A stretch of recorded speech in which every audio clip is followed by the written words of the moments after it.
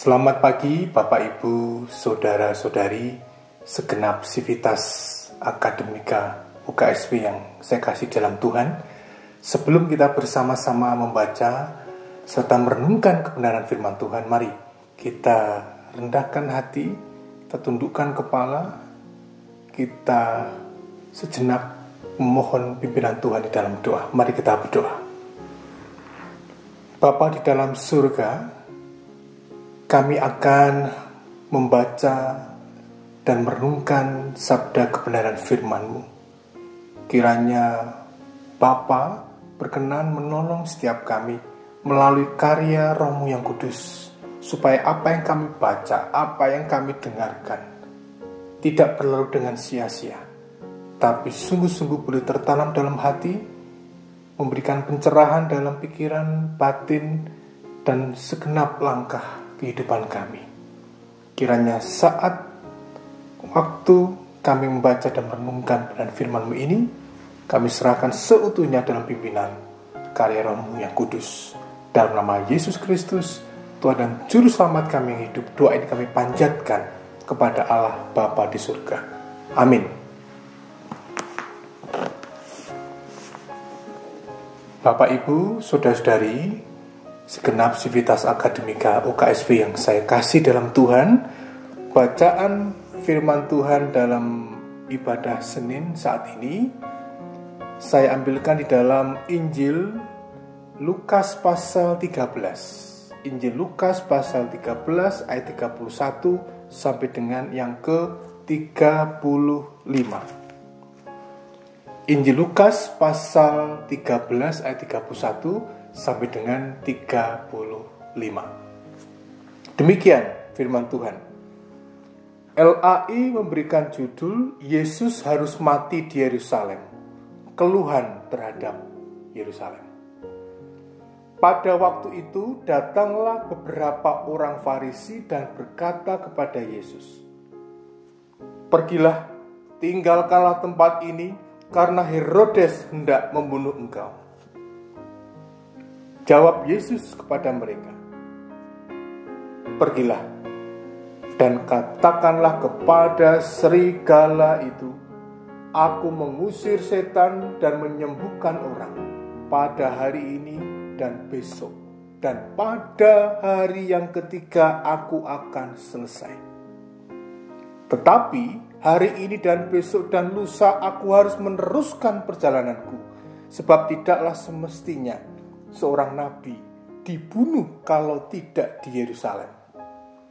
Yerusalem, Yerusalem, engkau yang membunuh nabi-nabi dan melempari dengan batu orang-orang yang diutus kepadamu. Berkali-kali aku rindu mengumpulkan anak-anakku sama seperti induk ayam mengumpulkan anak-anaknya di bawah sayapnya. Tetapi kamu tidak mau. Sesungguhnya rumahmu ini akan ditinggalkan dan menjadi sunyi. Tetapi aku berkata kepadamu, kamu tidak akan melihat aku lagi, hingga pada saat kamu berkata, diberkatilah dia yang datang dalam nama Tuhan." Demikianlah pembacaan firman Tuhan. Yang berbahagia adalah mereka yang sungguh-sungguh mendengarkan firman Tuhan, kemudian menghayatinya dan melaksanakan dalam kehidupannya hari lepas hari. Terpujilah nama Tuhan. Bapak, Ibu, saudara-saudari yang saya kasih di dalam Tuhan, tidak ada orang yang ingin menderita. Bahkan ketika orang tersebut menghadapi penderitaan, ia akan berjuang bagaimana caranya bisa menghindari penderitaan tersebut. Ketika ada bahaya datang, orang pasti akan lari menghindar. Saya ambil contoh. Misalnya Bapak, Ibu, dan Saudara ketika berjalan tiba-tiba melihat di situ ada ular, Anda pasti refleks langsung ular, lari. Bukan malah mendekat. Kecuali kalau Anda profesinya tukang cari ular. Ada ular malah mendekat. Biasanya kita akan spontan lari karena tahu ini ular bahaya. Atau ketika Anda pagi-pagi jalan di sebuah kompleks, tiba-tiba ada tulisan di sebelah itu, "Awas, anjing galak." Pasti Anda akan merespon atau mereaksi, jangan lewat sini nih, ada banyak anjing. Nah, saudara, jadi ini sebuah realita yang harus kita sadari, bahwa ketika ada bahaya, kita pasti akan menghindari bahaya itu. Motor, "Awas Pak, begal." Mana begalnya? Mana? Nggak mungkin seperti itu. Begal. Kita akan berusaha menghindari, dan seterusnya. Nah, ini sebuah realita. Dan kalau kita melihat kenyataan dalam perikop ini, ternyata apa yang dilakukan Tuhan Yesus itu berbeda. Berbeda dengan apa yang dilakukan manusia pada umumnya, kita pada umumnya. Ketika saat itu Yesus diberitahu oleh orang-orang Farisi bahwa akan ada ancaman dari penguasa, yaitu Herodes, yang ditujukan kepadanya. Bagaimana Yesus menyikapinya? Apakah dia takut? kemudian gentar, kemudian lari. Padahal kalau kita pikirkan, kita rasakan, saudara, ancaman itu berbahaya. Ancaman yang ditujukan penguasa itu pada Yesus itu bukan main-main, dan ancaman itu menyangkut nyawanya, menyangkut hidupnya. Tetapi Yesus bisa menyikapinya dengan bijak. Dia hadapi ancaman itu. Dia tidak kabur, dia tidak lari. Padahal sebenarnya dia sudah disarankan, pergi, tinggalkan tempat ini. Kamu akan dibunuh loh nanti oleh penguasa. Ya, seolah-olah Yesus mengatakan, I don't care. Aku tidak peduli itu. Dia hadapi itu. Dia sadar bahwa kematian akan ia alami kalau dia tetap ada di Yerusalem. Nah, Bapak Ibu, saudara-saudari, segenap sivitas akademika OKSW yang saya kasih dalam Tuhan, mungkin muncul pertanyaan dalam hati kita, mengapa Yesus memilih bertahan? Mengapa? Yang pertama ya, karena Yesus itu tahu akan tujuan hidupnya. Dia tahu akan misinya ketika ada di dunia. Bahwa dia tidak membawa misinya sendiri, tujuan hidupnya sendiri, tapi dia membawa misi Allah dalam hidupnya. Misi untuk mewartakan kerajaan Allah yang meliputi apa? Nilai-nilai kasih, nilai keadilan, nilai kebaikan, anti diskriminasi, care, perhatian terhadap yang lemah, yang miskin, dan lain-lain. Dan visi misi Allah yang diembannya ini tidak bisa ditawar-tawar oleh apapun. Bahkan nyawanya sendiri menjadi taruhan, Bapak Ibu Saudara. Jadi yang kedua, di sini Yesus tetap kekeh bertahan ya karena dia komit dengan misi yang dibawanya. Dia rela hidupnya terancam demi mewujudkan misi tersebut. Dia tidak akan mundur, bahkan tetap bertahan maju. Sekalipun Yesus tahu bahwa yang disarankan oleh orang Farisi itu sebenarnya benar. Itu justru menolong dia untuk selamat.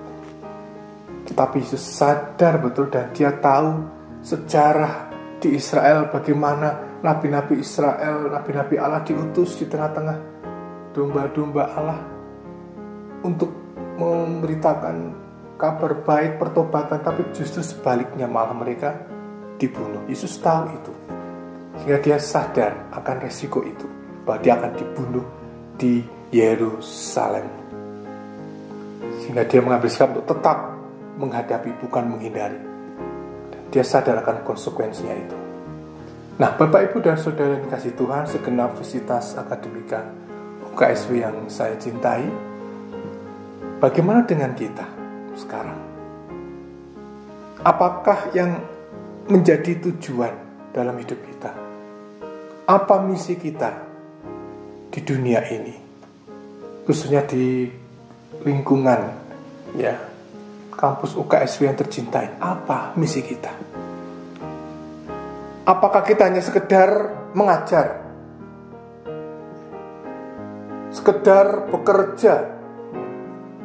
Di dosen, jadi staf, pegawai, hanya untuk mendapatkan gaji, hanya untuk memenuhi kebutuhan perut kita.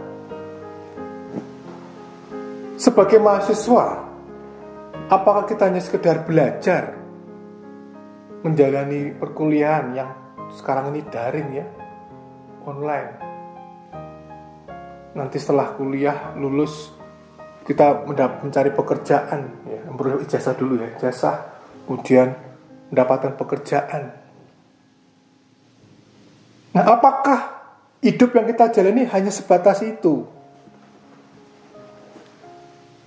Nah, berdasarkan konteks pergumulan Tuhan Yesus Bapak Ibu saat itu, dan dikaitkan, dikorelasikan dengan konteks kehidupan kita saat ini, seringkali kita menjumpai keberadaan diri, atau juga kita menjumpai sebuah realitas di luar diri, bahwa tidak sedikit orang itu berusaha menghindari tantangan, berusaha menghindari masalah, berusaha menghindari kesusahan, nggak mau menderita, apalagi ujung-ujungnya kematian. Tidak ada orang yang mau menderita. Dan karena itu saya mengatakan tidak sedikit dari kita kemudian menjadi oportunis. Jadi orangnya oportunis, bermuka dua, ya, menjadi benalu. Enak di mana dia lari ke situ. Kok mau lari ke sana, kok katanya nggak enak di sini, dia tetap bertahan. Cari aman, cari nyaman. Gak peduli itu benar atau tidak, sesuai dengan perintah Tuhan atau tidak. Yang penting saya aman, nyaman, kebutuhan saya, diri saya tidak terusik. Kalau misalnya suara angin mayoritasnya ke arah sana, dia ikuti. Kalau ke sini dia ikuti, jadi berubah-ubah. Ya, bisa kayak bunglon. Nah, jadi belajar dari Yesus mestinya tidak demikian. Yesus tetap komit dengan visi misi yang diembannya selama dia di dunia. Dia tidak peduli realitas di luar dirinya itu berseberangan, bertentangan. Dia tidak peduli, yang penting dia tetap komit dengan tugas panggilannya itu. Nah, sebagai orang percaya yang ditempatkan Tuhan untuk melakukan kehendaknya di kampus UKSW yang tercinta ini, mari kita berkontribusi aktif, berpartisipasi aktif. Apa yang bisa kita kerjakan, talenta apa yang kita miliki, kita berikan untuk UKSW ini. Karena UKSW sebagai ruang wadah yang Tuhan sudah berikan pada kita semua. Sebagai dosen, sebagai staf, pengajar, pegawai, sebagai pimpinan, bahkan juga pengurus yayasan. Ya. Mari kita kerjakan apa yang menjadi bagian kita. Apa yang kita kerjakan, mari kita bungkus dengan sebuah nilai-nilai kebenaran yang telah diajarkan Yesus Kristus. Memang tidak mudah Bapak Ibu. Mungkin kita semua punya masa lalu, punya kelemahan. Bisa di orang melihat, oh kamu ajaib itu. Ya. Tidak usah khawatir dengan masa lalu. Jika kita siap untuk perbaiki diri, siap memandang ke depan, yakinlah masa depan Anda masih tersedia emas, intan, berlian di mata Allah. Tidak perlu Anda merasa takut dicap sok rohani, sok suci dan sebagainya. Justru disinilah, saat inilah kita mulai bergegas, ya, gumregah, ya, dalam bahasa Jawanya, dari tidur bangun, ya. Terlebih kita ada dalam masa-masa, ya, sengsara ini, minggu-minggu Prapaskah. Mari kita hayati kesengsaraan Yesus Kristus ini dengan meneladani Dia dan berusaha bagaimana kita selalu hadir di tengah-tengah sebuah realitas yang kita hadapi, yang kita hidupi. Ada banyak orang-orang yang diperjumpakan Tuhan dalam hidup kita. Teman-teman dosen, teman-teman staf, teman-teman pengajar, para mahasiswa, mereka punya banyak kesulitan. Pernahkah kita berusaha untuk ingin berempati? Barangkali mereka saat ini menghadapi berbagai badai dalam kehidupannya. Badai sakit penyakit, badai ekonomi, badai kebencian, badai salah paham, dan lain-lain. Bersediakah kita untuk hadir sebagai pribadi yang menolong? Apapun resikonya. Kalau kita masih mikir-mikir, tanda tanya yang besar. Apakah kita sungguh-sungguh menjadi pengikut Kristus? Ya. Jesus inside me. Yesus hidup dalamku. Hidupku bukannya aku lagi, tapi Yesus dalamku. Benar? Atau Yesus kita taruh di luar kehidupan kita? Saudara, mari kita isi hidup kita, kita warnai hidup kita ini dengan sebuah misi Allah yang membungkus itu semua. penderitaan, dan jalan kerendahan itu menjadi sebuah tantangan bagi kita sekalian. Siapa kita? Sanggupkah kita? Percayalah, Tuhan yang akan memampukan kita. Tuhan berkati. Amin. Bapak, Ibu, saudara-saudari, segenap sivitas akademika UKSW yang terkasih, mari kita bersama-sama menundukkan kepala, kita rendahkan hati kembali untuk menghampiri Tuhan, untuk menaikkan syafaat kita. Mari kita berdoa. Bapa di dalam surga, Bapa di dalam Yesus Kristus, kami sungguh mengucap syukur untuk firman yang boleh ditaburkan di tengah-tengah kami saat ini. Firman sungguh-sungguh mengatasi segala keterbatasan kami. Firman-Mu membuka ruang pintu hati kami untuk kami membuka diri, melihat sesuatu di luar diri, seperti apa yang sudah dilakukan Yesus dalam realitas kehidupan sehari-hari, dengan dibingkai misi dari Allah Bapa di surga. Ya Tuhan, kami disadarkan bahwa kami ada di UKSW ini membawa misi, yaitu misi Allah. Kami di UKSW ini tidak hanya sekedar mencari makan, tidak hanya sekedar untuk memenuhi kebutuhan perut kami, tidak hanya sekedar untuk mencari gaji, tidak hanya sekedar untuk kuliah mendapatkan ijazah, tetapi ada sesuatu yang bernilai ilahi di dalamnya. Bahwa kami bagaimana harus melakukan apa yang Tuhan kehendaki untuk kami lakukan dalam realitas kehidupan kami di kampus UKSW yang tercinta ini. Tuhan kiranya tolong untuk Bapak Ibu dosen, kemudian Bapak Ibu staf, pegawai, karyawan, kemudian Bapak Rektor sebagai pimpinan UKSW ini, dan juga para pengurus yang ada di yayasan. Tuhan berkati setiap komponen, bahkan mahasiswa yang juga ada di dalam, dan berkati setiap komponen yang ada ini, supaya saling bersinergi, supaya memiliki misi yang sama. Bagaimana menghadirkan nilai kerajaan Allah, ada kasih, ada pengampunan, ada kemurahan hati, ada kepedulian terhadap yang lemah, dan seterusnya. Biarlah ini menjiwai setiap pribadi kami yang ada di UKSW ini untuk terus dapat berkontribusi secara positif, aktif dalam realitas kehidupan sesama, sehingga dalam kebersamaan ada keseimbangan, bukan malah sebaliknya, yang kaya semakin kaya, yang kurang semakin kurang, dan semakin lemah kehidupannya. Justru ketika kami sadar akan misi Allah di dalam kehidupan kami, maka semuanya akan terjadi keseimbangan. Kami percaya Tuhan bahwa Engkau akan terus menolong, memampukan setiap kami. Terlebih bagaimana setiap komponen di UKSW ini menyikapi realitas pandemi COVID-19 ini. Tuhan tolong pimpinan UKSW, pengurus bisa bersinergi dengan para dosen, dengan para guru, dengan para staf, karyawan, mahasiswa, untuk bagaimana menyikapi pandemi ini secara positif.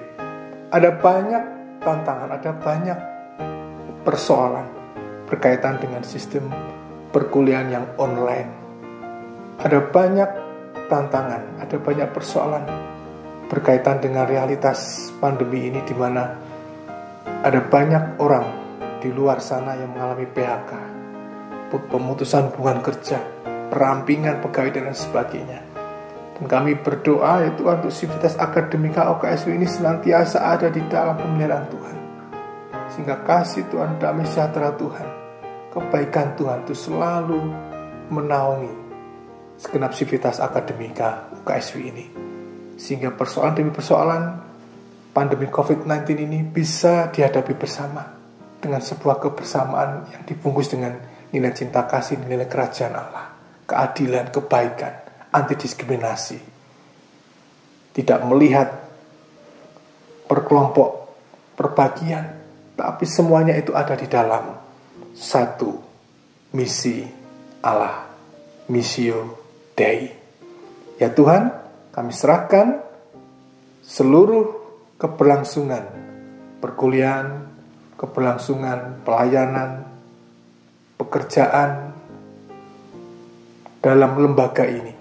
Biarlah semuanya itu senantiasa ada di dalam tuntunan penyertaan Tuhan, dan semuanya ini boleh menuju kepada tujuan yang dikehendaki oleh Allah. Seperti visi misi, moto yang selama dihidupi UKSW Bela itu menjadi sebuah lampu yang menerangi perjalanan setiap komponen yang ada di UKSW ini.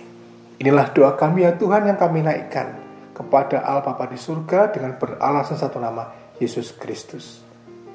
Amin. Bapak Ibu, saudara-saudari segenap sivitas akademika UKSW, kita akan mengakhiri ibadah ini dan akan kembali ke aktivitas kehidupan kita masing-masing. Dan mari kita tetap mengingat bahwa jalan penderitaan dan kerendahan Kristus itu menuntun langkah juang kehidupan kita, dan jadilah saksi-saksi Kristus yang tetap komit akan kebenaran, dan tetap berusaha bagaimana menjaga kebenaran yang normatif itu, kebenaran dari Allah, untuk menghadapi realitas kebenaran yang sifatnya sangat relatif yang ada di sekitar hidup kita. Dan terimalah berkat Tuhan yang akan menyertai kehidupan Bapak Ibu Saudara, saudari sekalian. Terimalah berkat dari surga. Kasih karunia dan damai sejahtera dari Allah Bapa, kasih Yesus Kristus, dan persekutuan Roh Kudus akan menyertai kehidupan saudara sekalian kini sampai selama-lamanya. Amin.